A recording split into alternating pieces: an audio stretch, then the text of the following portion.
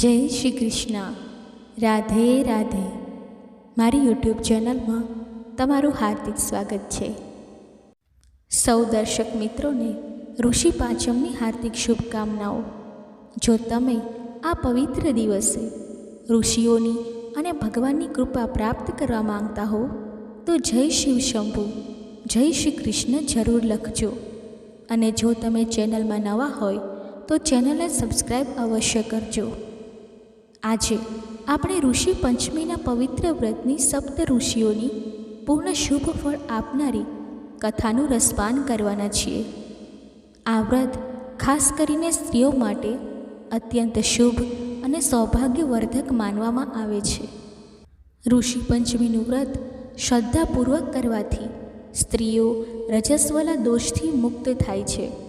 એટલે કે માસિક ધર્મ દરમિયાન જો કોઈ પાપ કે ભૂલ થઈ હોય તો તેનાથી મુક્તિ મળે છે.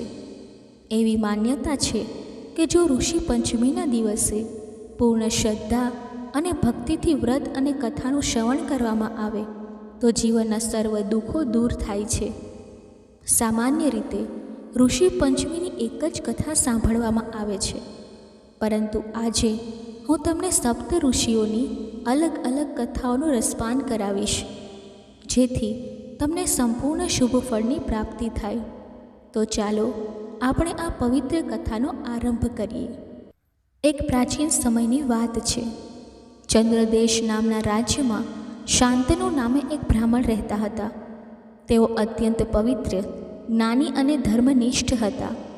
તેમની પત્ની નામે સુધર્મા પણ ધાર્મિક અને સદાચારી હતી.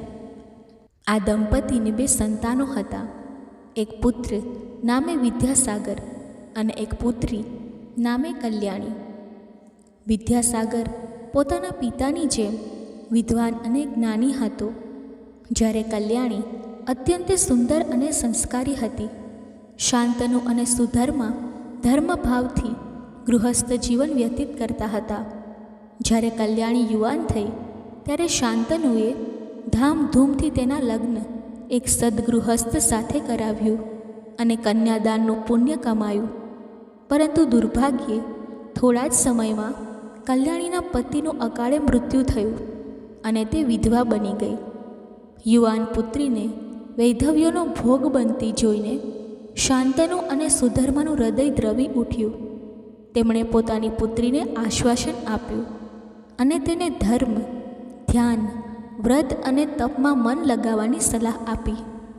પુત્રીના અકાળ વૈધવ્યથી શાંતનુ અને સુધર્માનું મન સંસારથી વિરક્ત થઈ ગયું. તેમણે પોતાના પુત્ર વિદ્યાસાગરને ઘરની સર્વ જવાબદારીઓ સોંપી કલ્યાણીને લઈને ગંગા નદીના કિનારે એક આશ્રમ બાંધ્યો અને ત્યાં રહેવા લાગ્યા. કલ્યાણી પોતાના માતા પિતાની સેવા ચાકરી કરતી અને ભગવાનની ભક્તિમાં પોતાનો સમય વ્યતીત કરતી. શાંતનુ પાસે દૂર દૂરથી શિષ્યો વિદ્યાભ્યાસ માટે આવતા. એક ઉનાળાના દિવસમાં કલ્યાણી ઘરના કામકાજથી થાકીને એક ઝાડ નીચે ઠંડકમાં આરામ કરવા બેઠી. થોડી વારમાં તે ગાઢ નિંદ્રામાં સરી પડી. તે ઊંઘી રહી હતી ત્યારે અચાનક તેના શરીર પર અસંખ્ય કીડા પડી ગયા, જે તેના શરીરમાં ખદબદવા લાગ્યા. એક શિષ્યની નજર તેના પર પડી અને તેણે આ ભયાનક દ્રશ્ય જોઈને દોડતો દોડતો આશ્રમમાં ગયો. તેણે ગુરુમાતા સુધર્માને કહ્યું, માતાજી, બહેન કલ્યાણીના શરીર પર અસંખ્ય કીડા તરફડી રહ્યા છે, જલ્દી આવો. આ સાંભળીને શાંતનુ અને સુધર્મા ઝડપથી ઝાડ નીચે પહોંચ્યા.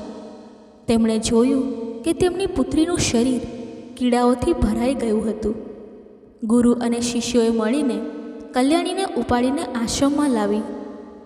શાંતનુએ શાંત ચિત્તે સમાધિ લગાવી અને પોતાની દિવ્ય દ્રષ્ટિથી કલ્યાણીના પૂર્વજન્મના કર્મોનું અવલોકન કર્યું. તેમણે જણાવ્યું, આપણી પુત્રી ગયા જન્મમાં એક બ્રાહ્મણી હતી. તે રજસ્વલા ધર્મનું પાલન નહોતી કરતી. રજસ્વલા સમયે તે ઘરના વાસણો, રસોડું અને અન્ય વસ્તુને અડકતી હતી, જે ધર્મની વિરુદ્ધ હતું. વળી જ્યારે અન્ય સ્ત્રીઓ ઋષિ પંચમીનું વ્રત કરતી ત્યારે તે તેમની મજાક ઉડાવતી હતી. આ પાપોને કારણે તેને આજે આ દુર્દશા ભોગવવી પડી રહી છે અને તેને અકાળે વૈધવ્ય પ્રાપ્ત થયું. સુધર્માએ શાંતનુને આનો ઉપાય પૂછ્યો. ત્યારે શાંતનુએ કહ્યું, આપણી પુત્રીએ ઋષિ પંચમીનું વ્રત શ્રદ્ધાપૂર્વક કરવું જોઈએ. આ વ્રતથી તેના પૂર્વજન્મના પાપોનું નિવારણ થશે. આ સાંભળીને કલ્યાણીએ મનોમન વ્રત કરવાનો નિર્ણય કર્યો અને પિતાને વ્રતની વિધિ વિશે પૂછ્યું. શાંતનુએ સમજાવ્યું, ભાદરવા માસની શુક્લ પંચમીના દિવસે ઋષિ પંચમીનું વ્રત કરવામાં આવે છે. આ દિવસે સવારે વહેલા ઉઠીને પવિત્ર નદીમાં સ્નાન કરવું, નવા વસ્ત્રો ધારણ કરવા, ઘીનો દીવો પ્રગટાવવો અને તેની સામે ફળ, ફૂલ અને નૈવેદ્ય ધરાવવું. આ વ્રતમાં સપ્ત ઋષિઓ ભારદ્વાજ, ગૌતમ, કશ્યપ, જમદગ્નિ, વિશ્વામિત્ર, અત્રિ અને વશિષ્ઠ ઋષિનું ધ્યાન ધરીને તેમનું પૂજન કરવું, તેમની કથા શ્રદ્ધાપૂર્વક સાંભળવી. આ દિવસે સામો, ફળ, ફૂલ અને કંદમૂળ ખાવા અને બ્રહ્મચર્યનું પાલન કરવું. જો આ વ્રત શુદ્ધ ભાવથી કરવામાં આવે તો તેનું ફળ અત્યંત શુભ હોય છે. આ વ્રતથી રજસ્વલા ધર્મની ભૂલથી થયેલા દોષો નાશ પામે છે અને આ લોક તેમજ પરલોકમાં સુખ શાંતિ પ્રાપ્ત થાય છે. કલ્યાણીએ આ વ્રત કરવાનો નિશ્ચય કર્યો અને તેના શરીરની પીડા ધીમે ધીમે ઓછી થવા લાગી. થોડા દિવસોમાં તેનું શરીર કાંચન જેવું ચમકવા લાગ્યું. ભાદરવા શુક્લ પંચમીના દિવસે તેણે પિતાની સૂચના મુજબ ઋષિ પંચમીનું વ્રત પૂર્ણ શ્રદ્ધાથી કર્યું. તેણે પવિત્ર નદીમાં સ્નાન કર્યું, નવા રેશમી વસ્ત્રો ધારણ કર્યા, સપ્ત ઋષિઓનું પૂજન કર્યું અને તેમની કથા શ્રવણ કરી. આ વ્રતના પ્રભાવથી તેના પૂર્વજન્મના સર્વ પાપોનું નિવારણ થયું. તેનું શરીર કીડાઓથી મુક્ત થયું અને તેનું મન શાંતિ અને ભક્તિથી ભરાઈ ગયું. આ કથા આપણને શીખવે છે કે ઋષિ પંચમીનું વ્રત શુદ્ધ ભાવ અને શ્રદ્ધાથી કરવાથી જાણે અજાણે થયેલા પાપો ભસ્મીભૂત થાય છે, રજસ્વલા દોષથી મુક્તિ મળે છે અને જીવનમાં સુખ, શાંતિ તેમજ સૌભાગ્યની પ્રાપ્તિ થાય છે. જે સ્ત્રી આ વ્રતને નિયમપૂર્વક કરે છે તેના સર્વ દોષો નાશ પામે છે અને તેને આ લોકમાં અને પરલોકમાં શાંતિ પ્રાપ્ત થાય છે. ચાલો હવે સર્વ દુઃખ દૂર કરનારી બીજી કથા સાંભળીએ. એક સમયની વાત છે. એક નગરમાં એક બ્રાહ્મણ પોતાની પત્ની સાથે રહેતો હતો. તે બ્રાહ્મણ દંપતી ધાર્મિક અને સદાચારી જીવન જીવતું હતું. એક દિવસ બ્રાહ્મણની પત્નીએ ઋષિઓને ભોજન માટે આમંત્રણ આપ્યું, પરંતુ તે દિવસે તે રજસ્વલા હોવાને કારણે તે ચિંતામાં પડી ગઈ, કારણ કે ઋષિઓને ભોજન આપવું અને તેમનું સન્માન કરવું અત્યંત જરૂરી હતું, નહીં તો મોટું અનર્થ થઈ શકે. આ દ્વિધામાં તે પોતાની પાડોશી બહેન પાસે ગઈ અને તેને પોતાની સમસ્યા જણાવી. તેણે કહ્યું, બહેન, મેં આજે ઋષિઓને ભોજન માટે આમંત્રણ આપ્યું છે, પરંતુ હું રજસ્વલા છું. હવે હું શું કરું? પાડોશી બહેને સલાહ આપી, તું ચિંતા ના કર. તું 7 વખત સ્નાન કર, 7 વખત વસ્ત્રો બદલ અને પછી ભોજન બનાવ. આમ કરવાથી તું શુદ્ધ થઈ જઈશ. બ્રાહ્મણની પત્નીએ ઘરે આવીને પાડોશીની સલાહ મુજબ 7 વખત સ્નાન કર્યું, 7 વખત વસ્ત્રો બદલ્યા અને પછી ભોજન તૈયાર કર્યું. ત્યારબાદ ઋષિઓ બ્રાહ્મણના ઘરે પૂજન અને ભોજન માટે આવ્યા. જ્યારે તેઓ ભોજન કરી રહ્યા હતા ત્યારે તેમની દિવ્ય દ્રષ્ટિથી તેમણે જોયું કે ભોજનમાં કીડા ખદબદી રહ્યા છે. આ જોઈને તેઓ ગુસ્સે થયા અને તેમણે પોતાની દિવ્ય દ્રષ્ટિથી આનું કારણ જાણ્યું કે બ્રાહ્મણની પત્નીએ રજસ્વલા દોષના કારણે શુદ્ધ રીતે ભોજન નથી બનાવ્યું. ગુસ્સામાં આવીને ઋષિઓએ બ્રાહ્મણ અને તેની પત્નીને શાપ આપ્યો કે તમારા આ અપરાધના કારણે આગલા જન્મમાં તમે બંને પશુ યોનિમાં જન્મ લેશો. આ શાપના પરિણામે આગલા જન્મમાં બ્રાહ્મણ બળદના રૂપમાં અને તેની પત્ની કૂતરીના રૂપમાં જન્મ્યા. આ જન્મમાં તેઓ બંને પોતાના પુત્રના ઘરે રહેવા લાગ્યા. તેમનો પુત્ર ખૂબ જ ધાર્મિક અને સદાચારી હતો. એક દિવસ તેના પુત્રએ પોતાના માતા પિતાના શ્રાદ્ધના દિવસે બ્રાહ્મણોને ભોજન માટે આમંત્રણ આપ્યું. આ જોઈને બળદ અને કૂતરી એટલે કે બ્રાહ્મણ અને તેની પત્ની વાતો કરવા લાગ્યા. બળદે કહ્યું, આજે આપણો પુત્ર આપણું શ્રાદ્ધ કરી રહ્યો છે. આજે આપણને ખીર અને પૂરી ખાવા મળશે. પુત્રની પત્નીએ બ્રાહ્મણો માટે નાના મોટા પકવાન બનાવ્યા અને ખીર બનાવવા માટે દૂધનું વાસણ ચડાવ્યું. પરંતુ જ્યારે તે થોડા સમય માટે બહાર ગઈ ત્યાં એક સાપ આવ્યો અને તેણે ખીરના વાસણમાં ઝેર ઓકી દીધું. આ બધું કૂતરીના રૂપમાં રહેલી તેની માતાએ જોયું. તેણે વિચાર્યું કે જો બ્રાહ્મણો આ ઝેરી ખીર ખાશે તો તેઓ મૃત્યુ પામશે અને મારા પુત્રવધૂને બ્રહ્મ હત્યાનું પાપ લાગશે. આ પાપથી તેમને બચાવવા માટે કૂતરીએ ઝડપથી જઈને ખીરના વાસણને મોં લગાવી દીધું. આ દરમિયાન પુત્રની પત્નીએ કૂતરીને આમ કરતી જોઈ લીધી. તે ગુસ્સે થઈ ગઈ અને ચૂલામાંથી બળતી લાકડી કાઢીને કૂતરીને મારવા લાગી. બિચારી કૂતરી માર ખાઈને આમ તેમ ભાગવા લાગી. સામાન્ય રીતે પુત્રવધુ રોજ કૂતરીને ખાવાનું નાખતી હતી, પરંતુ આજે ગુસ્સાને કારણે તેણે બધું ખાવાનું બહાર ફેંકી દીધું.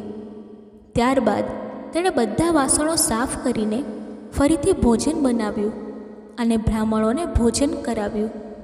રાત પડી ત્યારે ભૂખથી વ્યાકુળ થયેલી કૂતરી બળદના રૂપમાં રહેલા પોતાના પૂર્વજન્મના પતિ પાસે ગઈ અને બોલી, સ્વામી, આજે હું ભૂખથી મરી રહી છું. મારો પુત્ર રોજ મને ખાવાનું આપે છે, પરંતુ આજે મને કંઈ જ ન મળ્યું. મેં ઝેરી ખીરના વાસણને મોં લગાવ્યું હતું, જેથી બ્રાહ્મણોને બ્રહ્મ હત્યાનું પાપ ન લાગે, પરંતુ આના કારણે મારી પુત્રવધુએ મને ખૂબ માર્યું અને ખાવાનું પણ આપ્યું નહીં. બળદે જવાબ આપ્યો, તારા પાપોને કારણે હું પણ આ નીચ યોનિમાં પડ્યો છું. આજે ખેતરમાં હળ જોતતા જોતતા મારી કમર તૂટી ગઈ છે. મારા પુત્રએ આજે મને પણ ભોજન ન આપ્યું અને મને પણ માર્યો. આ રીતે કષ્ટ આપીને તેણે આ શ્રાદ્ધને નિષ્ફળ કરી દીધું. આ બધી વાતો તેમના પુત્રએ સાંભળી લીધી.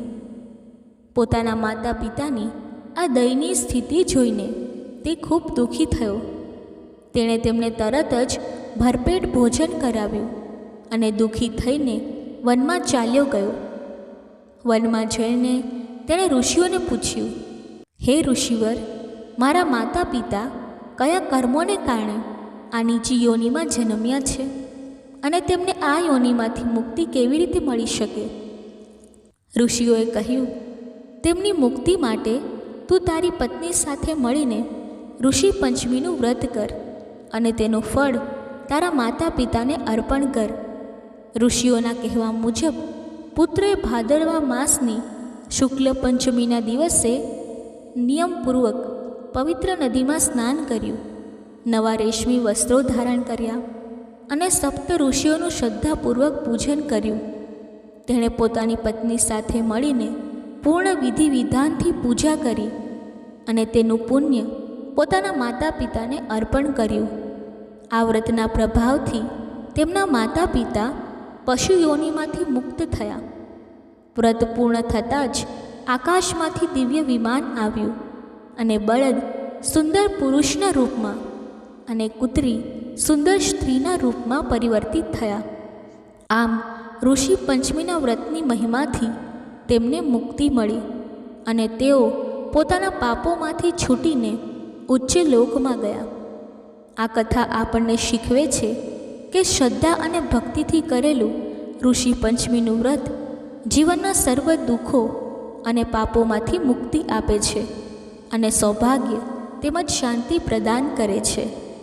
ચાલો હવે ત્રીજી કથા સાંભળીએ. એક વખતની વાત છે. ભાર્ગવ નામના એક પવિત્ર અને જ્ઞાની મહર્ષિ પોતાના માર્ગ પર ચાલીને જતા હતા. તેમનું જીવન સરળતા અને તપસ્યાથી ભરેલું હતું. તેઓ હંમેશા ભગવાનની ભક્તિમાં લીન રહેતા અને વનમાં વિચરતા. તેમના હૃદયમાં કોઈ લોભ કે મોહ નહોતો.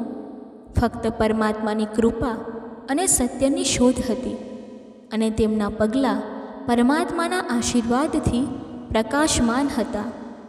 તેમને વનના માર્ગ પર એક ચમકતો સુવર્ણ મુદ્રાનો સિક્કો પડેલો દેખાયો. તે સિક્કો સોનાનો બનેલો હતો અને તેની ચમક આસપાસના વૃક્ષો અને પાંદડાઓને પણ પ્રતિબિંબિત કરી રહી હતી, જાણે તે પૃથ્વી પર પડેલું કોઈ દિવ્ય વસ્તુ હોય. ઋષિમુનિ તેને જોઈને થોડીક વાર થંભી ગયા. તેમના મનમાં વિચાર આવ્યો કે આ સુવર્ણ મુદ્રા કોઈની ગુમ થઈને અહીં પડી છે, પરંતુ તેઓ તેને ઉઠાવીને પોતાની પાસે રાખવા માંગતા નહોતા, કારણ કે તેઓ ત્યાગી અને વૈરાગી હતા. તેમનું જીવન ફક્ત આવશ્યક વસ્તુઓ ઉપર નિર્ભર હતું અને તેઓ હંમેશા ભગવાનની ઈચ્છા અનુસાર જીવતા. તેમણે વિચાર્યું કે આ સિક્કો મારા કામનો નથી. તેનો ઉપયોગ તો કોઈ ગરીબ અને જરૂરિયાતમંદ વ્યક્તિના ભલા માટે કરવો જોઈએ, કારણ કે ભગવાને આને મારા માર્ગમાં મૂકીને મને દાન કરવાની તક આપી છે. તેઓએ તે સિક્કાને ઉઠાવીને પોતાની જોડીમાં મૂકી દીધો અને આગળ વધ્યા. તેમના મનમાં ભક્તિભાવ જાગ્યો કે ભગવાન કૃપા કરીને આવી તક આપે છે જેથી આપણે પુણ્ય કમાઈ શકીએ. અને તેઓ વનમાંથી નીકળીને ગામ તરફ વળ્યા, જ્યાં તેઓ ગરીબને શોધવા માંગતા હતા. તેમણે ઘણા ગામોમાં ફર્યા, લોકોને પૂછ્યું, પરંતુ કોઈ એવું ગરીબ ન મળ્યું જે તે સિક્કાને લાયક હોય અને તેનો સાચો ઉપયોગ કરી શકે. કેટલાક લોકો તો લોભી હતા અને તેઓને ડર હતો કે તેઓ તેને વેડફી નાખશે. કેટલાકને જરૂર નહોતી અને તેઓ તેને લેવા તૈયાર નહોતા. ઋષિમુનિને આશ્ચર્ય થયું કે આ દુનિયામાં ગરીબી તો ઘણી છે, પરંતુ સાચી જરૂરત અને યોગ્યતા ધરાવતા લોકો ક્યાં છે? તેઓ પોતાના આશ્રમમાં પાછા ફર્યા અને તે સિક્કાને સુરક્ષિત રાખીને રાત્રે વિચારવા લાગ્યા. તેમના મનમાં ભગવાનની પ્રાર્થના કરી, હે પ્રભુ, તમે જ આ સિક્કાને યોગ્ય વ્યક્તિ સુધી પહોંચાડો, કારણ કે તમે જ સર્વજ્ઞ છો અને તમારી ઈચ્છા વિના કંઈ થતું નથી. તેઓ તપસ્યા અને ધ્યાનમાં રાત વિતાવી અને સવારે ઉઠીને નિત્ય કર્મ કરીને આશ્રમના દ્વાર પર બેઠા હતા. તેમના આશ્રમની આસપાસનું વાતાવરણ શાંત અને પવિત્ર હતું. પક્ષીઓના કલરવ અને વનની હવા તેમને ભક્તિમાં વધુ ડૂબાડી રહી હતી. ત્યારે અચાનક દૂરથી એક મોટા સૈન્યનો અવાજ આવ્યો. તે એક રાજાનું સૈન્ય હતું જે યુદ્ધ માટે જઈ રહ્યું હતું. રાજા પોતાના રથમાં બેઠા હતા અને તેમનું મુખ ગર્વ અને શક્તિથી ભરેલું હતું. તેઓ અન્ય રાજ્ય પર વિજય મેળવવા માંગતા હતા. તેમના મનમાં લોભ અને વિસ્તારની ઈચ્છા હતી, પરંતુ તેઓ ધાર્મિક પણ હતા અને ઋષિમુનિઓના આશીર્વાદને માનતા હતા. તેથી જ્યારે તેઓ આશ્રમ પાસે પહોંચ્યા તો રાજાએ પોતાના સૈનિકોને રોકાવાનો આદેશ આપ્યો અને કહ્યું કે આપણે ઋષિમુનિના આશીર્વાદ લઈને જ જઈએ, કારણ કે તેમના આશીર્વાદથી જ આપણે યુદ્ધમાં વિજય પ્રાપ્ત કરીશું. ભગવાનની કૃપા અને ઋષિના વચનો આપણને બળ આપશે. રાજાએ આશ્રમમાં પ્રવેશ કર્યો અને ઋષિમુનિને પ્રણામ કરીને આશીર્વાદ માંગ્યા. ઋષિમુનિએ તેમને આશીર્વાદ આપ્યા અને પછી અચાનક તેમના મનમાં વિચાર આવ્યો કે આ સુવર્ણ મુદ્રાનો સિક્કો આ રાજાને જ આપી દઉં, કારણ કે તેમને જ તેની સૌથી વધુ જરૂર છે. તેઓએ તે સિક્કો કાઢીને રાજાને આપી દીધો. રાજા તેને જોઈને આશ્ચર્યચકિત થઈ ગયો અને વિચાર્યું કે ઋષિમુનિ મને આ સોનાનો સિક્કો કેમ આપી રહ્યા છે? હું તો રાજા છું અને મારી પાસે અનેક સોના ચાંદી છે, તેથી તેણે પૂછ્યું, મહારાજ, તમે મને આ સિક્કો કેમ આપ્યો? હું તો ધનવાન છું અને તમે તો ત્યાગી છો. તમારા જેવા મહર્ષિ મને આ કેમ આપી રહ્યા છે? ત્યારે ઋષિમુનિએ શાંત અને ભક્તિભાવથી ભરેલા સ્વરમાં કહ્યું, હે રાજન, તમે અન્ય રાજ્ય પર વિજય મેળવવા જઈ રહ્યા છો. તમારી પાસે પહેલેથી જ વિશાળ રાજ્ય છે, અનેક સૈનિકો છે, અપાર ધન સંપત્તિ છે. તમારા મહેલોમાં સોના ચાંદીના ઢગલા છે. તમારા પ્રજાજનો તમને પ્રેમ કરે છે. તમારું જીવન સુખ અને વૈભવથી ભરેલું છે. તમને કોઈ વસ્તુની કમી નથી. તમારા બાળકો અને પરિવાર સુખી છે. તમારા રાજ્યમાં શાંતિ અને સમૃદ્ધિ છે. તમારા ખજાનામાં અનેક રત્નો અને મોતીઓ છે. તમારા ઘોડા અને હાથીઓ તમારી શક્તિનું પ્રતીક છે. તમારા મંત્રીઓ અને સલાહકારો તમને સમર્થન આપે છે. તમારું નામ ચારે તરફ વખણાય છે. તમે ધાર્મિક અને પુણ્યશીલ છો. તમે મંદિરો બનાવો છો અને યજ્ઞો કરો છો. તમારા રાજ્યમાં કોઈ ભૂખ્યું નથી અને કોઈ અન્યાયી નથી. તમારા ન્યાય અને કરુણા માટે તમે પ્રખ્યાત છો. તમારા પિતા અને પૂર્વજોએ તમને આ વારસો આપ્યો છે, જે તમે સાચવી રહ્યા છો. તમારા જીવનમાં ભગવાનની કૃપા છે અને તમે તેમની ભક્તિ કરો છો. તમારા મનમાં ધર્મનું સ્થાન છે અને તમે ઋષિઓનું સન્માન કરો છો. તમારા રાજ્યની સીમાઓ સુરક્ષિત છે અને તમારા પ્રજાજનો તમારા પર વિશ્વાસ કરે છે. તમારા બાગોમાં ફૂલો અને ફળોની બહાર છે.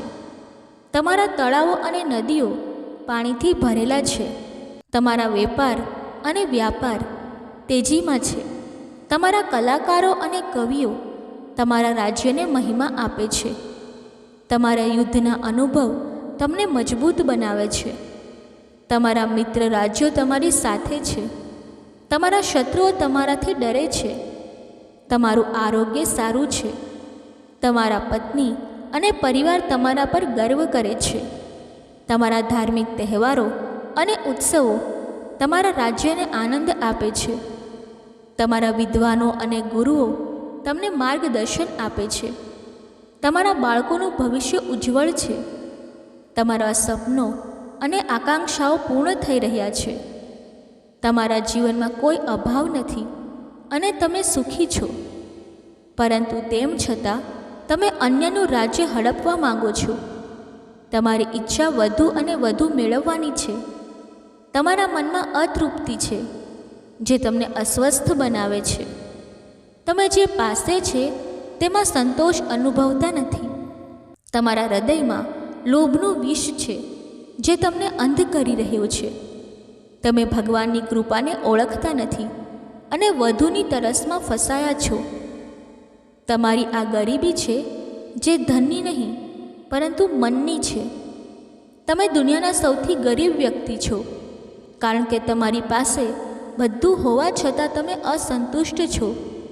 તમે સંતોષનું મહત્ત્વ સમજતા નથી, જે ભગવાનની સૌથી મોટી ભેટ છે.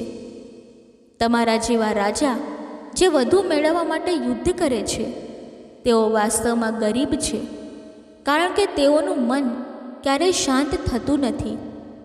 તમારી આ અતૃપ્તિ તમને અને તમારા પ્રજાજનોને દુઃખ આપશે. તમે ભગવાનના નિયમોને ભૂલીને લોભમાં પડ્યા છો. તમારા પૂર્વજો તમને સંતોષનો પાઠ આપ્યા હશે, પરંતુ તમે તેને અવગણો છો. તમારા યુદ્ધો અને વિજયો તમને અસ્થાયી સુખ આપે છે, પરંતુ અંતે તમને ખાલી કરી દેશે. તમે જીવનના સાચા અર્થને સમજો અને ભક્તિમાં ડૂબો. તમારા રાજ્યને શાંતિ અને ધર્મથી ભરી દો. તમે અન્યનું હરણ કરવાને બદલે પોતાનું રક્ષણ કરો અને પુણ્ય કમાવો. તમારા મનમાં સંતોષનું બીજ વાવો, જેથી તમે સાચા અમીર બનો. કારણ કે ભગવાન કહે છે કે જે પાસે છે તેમાં ખુશ રહે, તે જ સાચો ભક્ત છે. તમે આ સિક્કાને લઈને વિચારો અને તમારી ભૂલ સુધારો. તમારા યુદ્ધની યોજના ત્યાગી દો અને શાંતિના માર્ગે વળો. તમારા પ્રજાજનો તમને વધુ પ્રેમ કરશે જો તમે સંતોષી રાજા બનો. તમારું જીવન ભગવાનને સમર્પિત કરો અને તેમની કૃપા મેળવો. આમ ઋષિમુનિએ રાજાને સમજાવ્યું અને રાજાને સમજાયું કે તેમની ભૂલ કેટલી મોટી હતી. તેણે પોતાના મનમાં વિચાર્યું કે હું કેટલો મૂર્ખ હતો, જે બધું હોવા છતાં વધુ મેળવવા માંગતો હતો. તેણે ઋષિને પ્રણામ કર્યા અને કહ્યું, મહારાજ, તમારા વચનોએ મારું મન પરિવર્તિત કરી દીધું છે. હું હવે યુદ્ધ ત્યાગીને પોતાના રાજ્યમાં પાછો ફરીશ અને સંતોષ સાથે જીવીશ. તમારા જેવા ઋષિની સદબુદ્ધિને કારણે મારું કલ્યાણ થયું છે.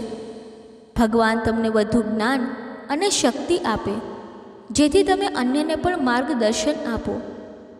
આ વાર્તા આપણને શીખવે છે કે સંતોષ જ સાચી સંપત્તિ છે અને લોભ આપણને ગરીબ બનાવે છે. ભગવાનની ભક્તિમાં રહીને જીવન જીવવું જોઈએ અને જે છે તેમાં ખુશ રહેવું જોઈએ. ઋષિમુનિ જેવા મહાન વ્યક્તિઓ આપણને આ પાઠ આપે છે અને તેમના આશીર્વાદથી આપણું જીવન સુધરે છે. આ ઋષિ પંચમીની કથા આપણને ભક્તિભાવ જગાડે છે અને ધર્મના માર્ગે ચાલવા પ્રેરે છે. તેમના જેવી સદબુદ્ધિ ભગવાન આપણા સૌને આપે અને આપણું કલ્યાણ થાય. ચાલો હવે ચોથી કથા સાંભળીએ. એક ગામમાં એક ગરીબ અને અંધ વૃદ્ધ માતા રહેતી હતી, જેનું નાનું પરિવાર હતું, જેમાં તેનો પુત્ર અને વહુ હતા. તે વૃદ્ધ માતા ગણેશજીમાં અત્યંત શ્રદ્ધા અને ભક્તિ રાખતી હતી. તે હંમેશા તેમની પૂજા, આરાધના અને ભજનમાં લીન રહેતી હતી. તેનું જીવન ગણેશજીની કૃપા અને ભક્તિમાં જ વ્યતીત થતું હતું, કારણ કે તે જાણતી હતી કે ગણેશજી વિઘ્નહર્તા છે. તેઓ બધા અવરોધોને દૂર કરીને ભક્તોને સુખ અને શાંતિ આપે છે. એક દિવસ ગણેશજી તેની ભક્તિ અને તપસ્યાથી પ્રસન્ન થઈને તેને દર્શન આપ્યા. તેમના દર્શન કરીને વૃદ્ધ માતાનું હૃદય આનંદ અને ભક્તિભાવથી ભરાઈ ગયું. તેની અંધ આંખોમાંથી આનંદના આંસુ વહેવા લાગ્યા. ગણેશજીએ કહ્યું, હે માતા, તારી ભક્તિ અને શ્રદ્ધાથી હું અત્યંત પ્રસન્ન છું. તું મારી પાસે જે ઈચ્છે તે વરદાન માંગી લે. પરંતુ વૃદ્ધ માતાએ કહ્યું કે હે ભગવાન, મને તો વરદાન માંગતા આવડતું જ નથી. હું તમારી પાસે શું માંગું? કારણ કે મારું જીવન તો તમારી ભક્તિમાં જ વ્યતીત થઈ રહ્યું છે અને તમારી કૃપાથી જ મને બધું મળ્યું છે. તેમ છતાં ગણેશજીએ કહ્યું કે ઠીક છે, હું કાલે ફરી આવીશ. તું તારા પુત્ર અને વહુને પૂછી લે અને તેમની સલાહથી વરદાન માંગી લેજે. વૃદ્ધ માતાએ કહ્યું, ઠીક છે પ્રભુ, અને તેમને વિદાય આપી. તે રાત્રે વૃદ્ધ માતા તેના પુત્ર અને વહુને કહે છે કે આજે મને વિનાયક બાબાએ સ્વયં દર્શન આપ્યા છે અને તેઓ મને વરદાન આપવા માંગે છે, પરંતુ મને ખબર નથી કે શું માંગવું. તો તમે બંને વિચારીને મને કહો કે મારે શું માંગવું જોઈએ, કારણ કે કાલે તેઓ ફરી આવશે. પુત્રએ કહ્યું કે માં, તું ધન દોલત માંગી લે, કારણ કે આપણું જીવન ગરીબીમાં વ્યતીત થઈ રહ્યું છે. ધન મળશે તો આપણે સુખી થઈશું. વહુને પૂછ્યું તો તેણે કહ્યું, માં, અમારા લગ્નને ઘણો સમય થયો છે અને તમને પૌત્રની જરૂર છે, તો તમે પૌત્ર માંગી લો. વૃદ્ધ માતાએ વિચાર્યું કે આ બંને તો પોતાના મતલબની વસ્તુઓ માંગી રહ્યા છે. તેમની વાતમાં સ્વાર્થ છે, તો શા માટે હું મારી પ્રિય સહેલી પાસે ન જાઉં? તે મને સાચી સલાહ આપશે. એમ વિચારીને વૃદ્ધ માતા તેની પાડોશણ પાસે જાય છે અને તેને આખી વાત કહે છે કે વિનાયક બાબાએ મને દર્શન આપ્યા અને વરદાન માંગવા કહ્યું, પરંતુ મને ખબર નથી શું માંગવું. તેઓએ કહ્યું કે તું તારા પુત્ર વહુને પૂછી લે અને કાલે ફરી આવશે. મેં પુત્રને પૂછ્યું તો તેણે ધન કહ્યું, વહુએ પૌત્ર કહ્યું, પરંતુ આ બંનેની વાતો તેમના સ્વાર્થની લાગે છે. તો તું મને સલાહ આપ કે મારે શું માંગવું? પાડોશણે કહ્યું કે તું ના તો ધન માંગ અને ના તો પૌત્ર માંગ. તો થોડા દિવસો જીવીશ તો તું આંખો માંગી લે, કારણ કે તું અંધ છે, અને આંખો મળશે તો તું વિશ્વ જોઈ શકીશ. પરંતુ વૃદ્ધ માતાને આ વાત પણ સાચી ન લાગી. તેણે પાડોશની વાત પણ ન માની. તે સરળ અને ભોળી વૃદ્ધ માતા ઘરે આવી અને વિચારવા લાગી કે એવું કયું વરદાન માંગું જે માત્ર એક વ્યક્તિ માટે ન હોય, પરંતુ તે વરદાનનું શુભ ફળ બધાને મળે.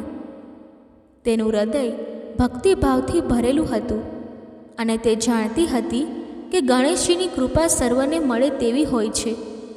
તે રાતભર વિચારતી રહી અને તેના મનમાં ભક્તિની જ્યોત પ્રજ્વલિત થઈ રહી. તેને લાગ્યું કે વરદાન એવું હોવું જોઈએ જે પરિવારના બધા સભ્યોને સુખ આપે, જેમાં ધન, પુત્ર, આરોગ્ય, મોક્ષ અને બધું સમાવિષ્ટ હોય. કારણ કે ગણેશજી વિઘ્નહર્તા છે અને તેઓ ભક્તોના બધા દુઃખો દૂર કરે છે. તેના વિચારોમાં ગણેશજીની મહિમા અને તેમની લીલાઓનું સ્મરણ થતું રહ્યું. તેને યાદ આવ્યું કે કેવી રીતે ગણેશજીએ અનેક ભક્તોને વરદાન આપીને તેમનું જીવન બદલી નાખ્યું છે. તેમની ભક્તિમાં તે એટલી તલ્લીન થઈ ગઈ કે રાત ક્યારે વીતી ગઈ તેની તેને ખબર જ ના પડી.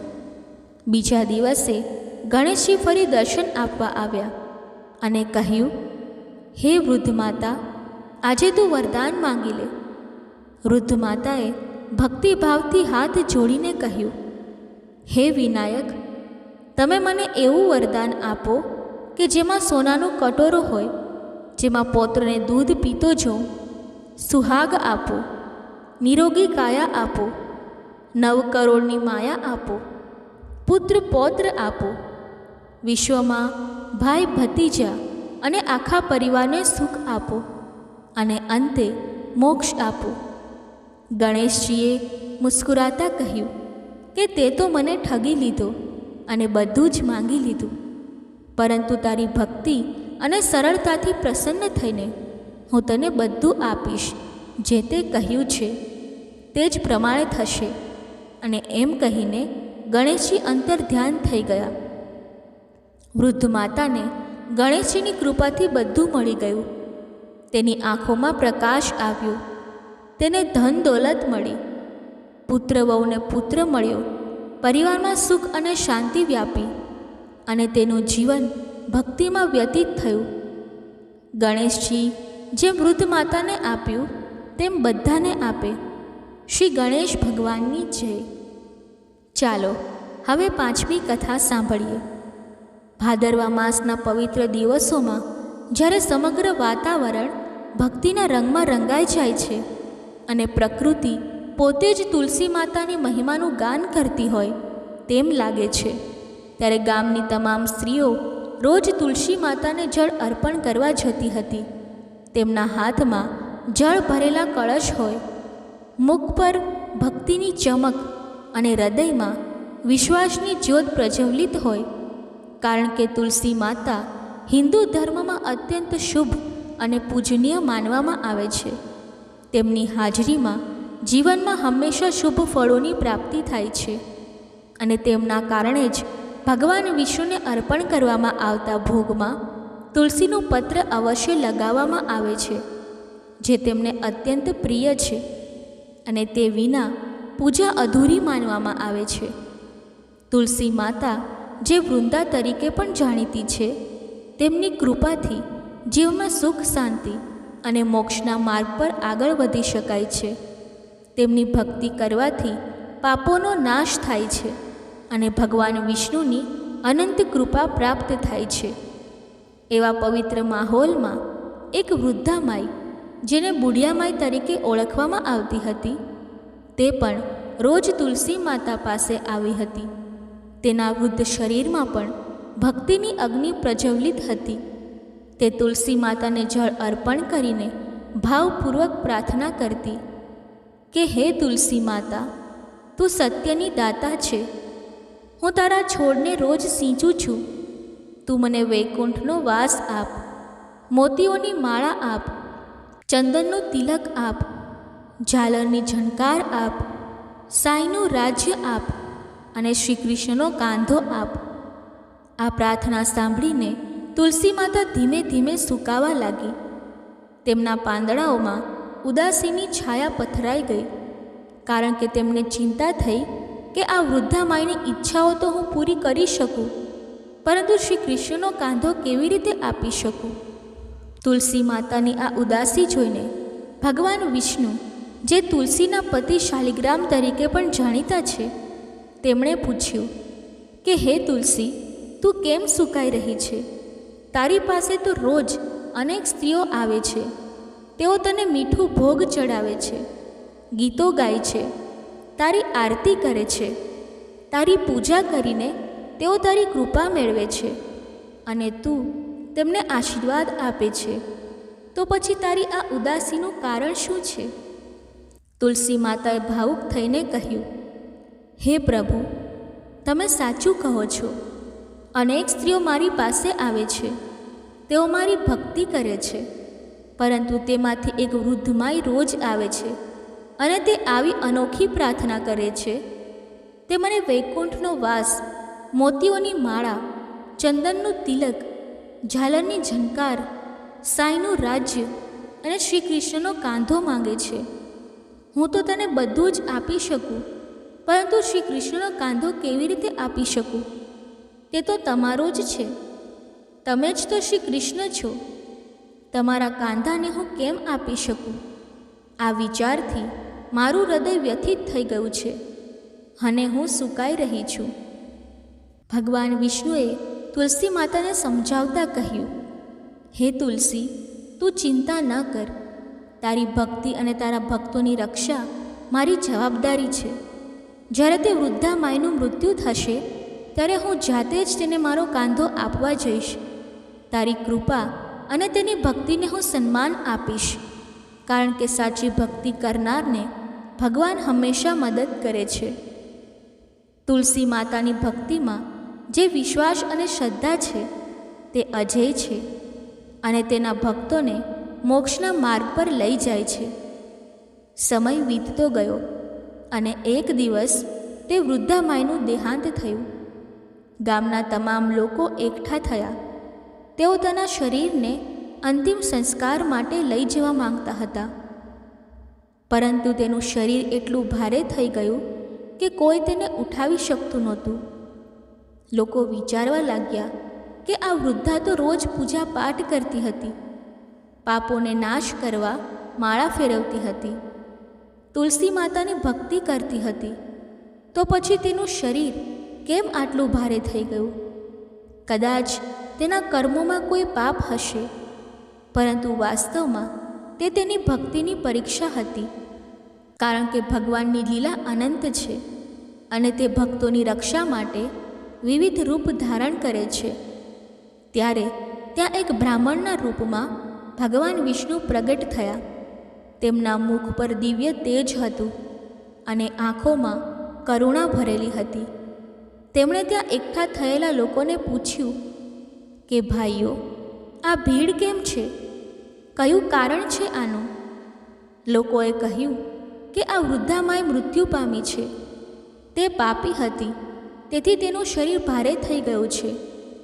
કોઈ તેને ઉઠાવી શકતું નથી. ભગવાને કહ્યું કે મને તેના કાનમાં એક વાત કહેવા દો.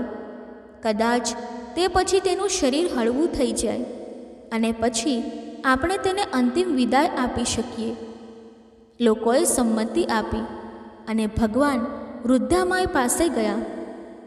તેમણે તેના કાનમાં ધીમેથી કહ્યું, હે વૃદ્ધામાઈ, તું પીતાંબરની ધોતી લે, વૈકુંઠનો વાસ લે, ચટકી માળા લે, ચંદનનું તિલક લે, ઝાલરની ઝણકાર લે અને શ્રી કૃષ્ણનો કાંધો પણ લે. આ વાત સાંભળતા જ વૃદ્ધામાઈનું શરીર હળવું થઈ ગયું. તેના આત્માને શાંતિ મળી અને ભગવાને તેને પોતાના કાંધા પર લઈને મોક્ષ આપ્યો. આ દિવ્ય લીલા જોઈને તમામ લોકો આશ્ચર્યચકિત થઈ ગયા અને તુલસી માતાની મહિમાનું ગાન કરવા લાગ્યા. કારણ કે તુલસી માતાની ભક્તિ કરવાથી ભગવાન સ્વયં આવીને ભક્તને મોક્ષ આપે છે. તુલસી માતા જે વૃદ્ધા માઈને મુક્તિ આપી તેવી જ મુક્તિ અમને પણ આપો, અને જેમ તેમને કાંધો મળ્યો તેમ અમને પણ આપો. જય તુલસી મા. તુલસી માતા, તમારી કૃપા વિના જીવન અધૂરું છે. તમારા પાંદડાઓમાં વસતા દિવ્ય તેજથી અમારા હૃદયને પ્રકાશિત કરો. અમને તમારી ભક્તિમાં ડૂબાડો, જેથી અમે પણ વૃદ્ધામાય જેવી અનન્ય ભક્તિ કરી શકીએ અને ભગવાનની કૃપા મેળવીએ. તુલસી માતા, તમે વિષ્ણુની પ્રિયા છો. તમારી પૂજા કરવાથી સમસ્ત પાપોનો નાશ થાય છે. બોલો તુલસી માતાની જય. બોલો વિષ્ણુ ભગવાનની જય. દર્શક મિત્રો, હવે હું તમને છઠ્ઠી કથા સંભળાવીશ. તેને ધ્યાનથી સાંભળજો, કારણ કે આ કથા ભગવાનની ભક્તિ અને તપસ્યાના મહત્ત્વને ઉજાગર કરે છે. જેમાં એક તપસ્વી અને એક લાપસી બનાવનાર વ્યક્તિ વચ્ચેની વાત છે. જેમાં તપસ્વી હંમેશા ભગવાનની તપસ્યામાં લીન રહેતો અને તેની ભક્તિમાં મગ્ન થઈને દિવસો વિતાવતો. તેનું મન હંમેશા પરમાત્માના ચિંતનમાં જ રહેતું. તે કોઈ વસ્તુની લાલચ કર્યા વિના માત્ર ભગવાનની આરાધના કરતો. પરંતુ તેની અંદર ક્યાંક અજાણતા કેટલીક કમજોરીઓ છુપાયેલી હતી, જે તપસ્યા કરવા છતાં પણ તેને પરેશાન કરતી. જ્યારે લાપસી બનાવનાર વ્યક્તિ રોજ ભગવાનને પ્રસાદ તરીકે લાપસી ચડાવતો, તેની ભક્તિમાં તે શુદ્ધ મનથી લાપસી તૈયાર કરતો. તેમાં મીઠાશ અને પવિત્રતા ભરીને ભગવાનને અર્પણ કરતો હતો, અને તેનું હૃદય હંમેશા નિષ્કામ ભાવથી ભરેલું રહેતું. તે કોઈ વસ્તુની આશા વિના માત્ર ભગવાનની સેવા કરતો. આમ બંનેની ભક્તિ અલગ અલગ પ્રકારની હતી, પરંતુ બંને પોતાને મહાન માનતા હતા. એક દિવસ બંને વચ્ચે વિવાદ થયો. તપસ્વીએ કહ્યું કે હું રોજ તપસ્યા કરું છું. મારું જીવન ભગવાનને સમર્પિત છે, તેથી હું વધુ મહાન છું. મારી તપસ્યા દ્વારા હું ભગવાનને પ્રસન્ન કરું છું અને તેમની કૃપા મેળવું છું. જ્યારે લાપસીવાળાએ કહ્યું કે હું રોજ ભગવાનને લાપસીનો પ્રસાદ ચડાવું છું. મારી સેવા ભગવાનને સ્પર્શે છે, તેથી હું વધુ મહાન છું. મારી ભક્તિમાં શુદ્ધતા અને નિષ્કામતા છે, જે તપસ્યા કરતાં પણ વધુ મૂલ્યવાન છે. આમ બંને પોતાના માર્ગને શ્રેષ્ઠ ગણાવીને ઝઘડતા હતા. તેમના વચ્ચેનો વિવાદ વધતો જતો હતો અને તેઓ એકબીજાને હીન સાબિત કરવા માંગતા હતા. ત્યારે જ ત્યાંથી નારદજી પસાર થતા હતા. નારદજી, જે હંમેશા ભગવાન વિષ્ણુના ભક્ત અને વિશ્વના કલ્યાણ માટે ફરતા રહેતા, તેમણે બંનેને ઝઘડતા જોઈને તેમની પાસે જઈને પૂછ્યું કે તમે કેમ ઝઘડો છો? તમારી બંનેની ભક્તિ પવિત્ર છે, તો વિવાદ કરવાનું કારણ શું છે? ત્યારે તપસ્વીએ પોતાનું કારણ જણાવ્યું કે મારી તપસ્યા મને મહાન બનાવે છે, અને લાપસીવાળાએ પોતાનું કારણ કહ્યું કે મારી સેવા અને પ્રસાદ અર્પણ મને શ્રેષ્ઠ બનાવે છે. નારદજીએ હસીને કહ્યું કે હું તમારા વિવાદનો નિર્ણય કરીશ. કાલે હું ફરીથી આવીશ. પછી હું તમને કહીશ કે કોણ મહાન છે. આમ કહીને નારદજી ત્યાંથી જતા રહ્યા અને બંનેને વિચારમાં મૂકી દીધા. બીજા દિવસે તપસ્વી અને લાપસીવાળો નાહીને પોતાની રોજિંદી ભક્તિ કરવા આવ્યા. તેઓ પોતાના સ્થળ પર બેઠા અને ભગવાનની આરાધના શરૂ કરવા તૈયાર થયા. ત્યારે નારદજીએ છુપાઈને તેમની સામે એક એક સોનાની વીંટી મૂકી દીધી. આ વીંટીઓ ચમકતી અને આકર્ષક હતી, જે કોઈને પણ લલચાવી શકે. તપસ્વીની નજર વીંટી પર પડી તો તેણે ચૂપચાપ તેને ઉઠાવીને પોતાના પગ નીચે દબાવી લીધી. તેનું મન થોડું વિચલિત થયું અને તેણે વિચાર્યું કે આ વીંટી મારી છે અને કોઈને જણાવી નહીં. તેની તપસ્યા છતાં તેની અંદરની લાલચ જાગી ગઈ. જ્યારે લાપસીવાળાની નજર વીંટી પર પડી તો તેણે તેને અવગણી અને પોતાનું કામ ચાલુ રાખ્યું. તેણે ભગવાનને લાપસી ચડાવી અને તેની ભક્તિમાં મગ્ન થઈ ગયો. તેનું મન કોઈ વસ્તુથી વિચલિત ના થયું, કારણ કે તેની ભક્તિ નિષ્કામ અને શુદ્ધ હતી. થોડા સમય બાદ નારદજી આવ્યા. ત્યારે બંનેને પૂછ્યું કે હવે કહો કે તમારામાં કોણ મહાન છે. ત્યારે નારદજીએ તપસ્વીને ઊભા થવા કહ્યું. જ્યારે તપસ્વી ઊભો થયો તો તેની નીચે વીંટી દેખાઈ. નારદજીએ કહ્યું કે તપસ્યા કરવા છતાં તારી અંદર ચોરી અને લાલચની આદત નથી ગઈ. તેથી લાપસીવાળો વધુ મહાન છે અને તારી તપસ્યાનું કોઈ ફળ તને નહીં મળે. આ સાંભળીને તપસ્વી ખૂબ શર્મિંદા થયો. તેનું માથું નીચું થઈ ગયું અને તેણે નારદજી પાસે માફી માંગી. નારદજીએ તપસ્વીને સમજાવ્યું કે ભક્તિમાં શુદ્ધતા અને નિષ્કામતા જરૂરી છે. લાલચ અને પાપથી દૂર રહેવું જોઈએ. અને આ કથા દ્વારા આપણને શીખ મળે છે કે સાચી ભક્તિ તે જ છે જેમાં મનની શુદ્ધિ હોય. તપસ્યા કરીને પણ જો અંદર વિકારો હોય તો તે વ્યર્થ છે. જ્યારે સેવા અને પ્રસાદ અર્પણમાં જો નિષ્કામ ભાવ હોય તો તે ભગવાનને પ્રિય છે. દર્શક મિત્રો, કથા બોલતી વખતે જો મારાથી કોઈ ભૂલ થઈ હોય તો હું ક્ષમા માગું છું અને આશા રાખું છું કે તમને આ કથા પસંદ આવી હશે.